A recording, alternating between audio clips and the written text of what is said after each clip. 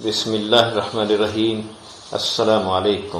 حاکم وقت کی زبردست حکمت عملی سے ایک پوشیدہ مجرم تلاش کر لیا۔ ایک شخص ریگستانی علاقے میں ارنڈ کے ایک درخت کے نیچے اپنا مال چھپا کر حج کے سفر پر روانہ ہو گیا۔ حج کی ادائیگی کے بعد جب واپس آیا تو اس کا مال وہاں نہیں تھا۔ چنانچہ وہ حاکم کے پاس اپنے مال کی چوری کی شکایت لے کر گیا۔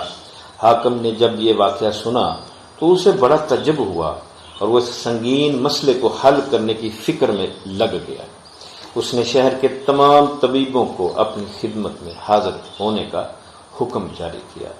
جب تمام اطباء اس کے پاس حاضر ہو گئے تو ان سے پوچھا، تم لوگوں نے اس موسم میں کسی آدمی کو علاج ارنڈ کے درخت کی جڑ سے کیا ہے؟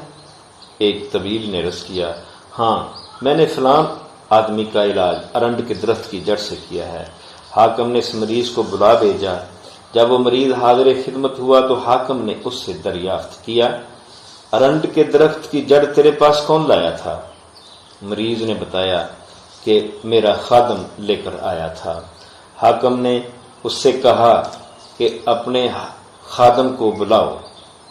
جب خادم آ گیا تو حاکم نے اس سے پوچھا، تو اپنے آقا کے پاس ارنڈ کے درخت کی جڑ کہاں سے لایا تھا؟ خادم نے جواب دیا، ریگستان کے ایک درخت سے۔ حاکم نے خادم کو حکم دیا کہ وہ اس شخص کے ساتھ جائے جس کا مال چوری ہوا ہے اور اسے درخت کی جگہ دکھلائے۔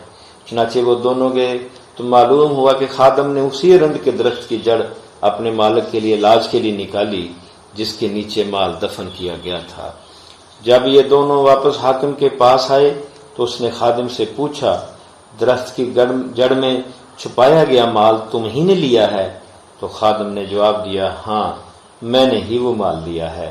چنانچہ حاکم نے خادم کو حکم دیا کہ صاحب مال کو اس کا مال واپس کر دو۔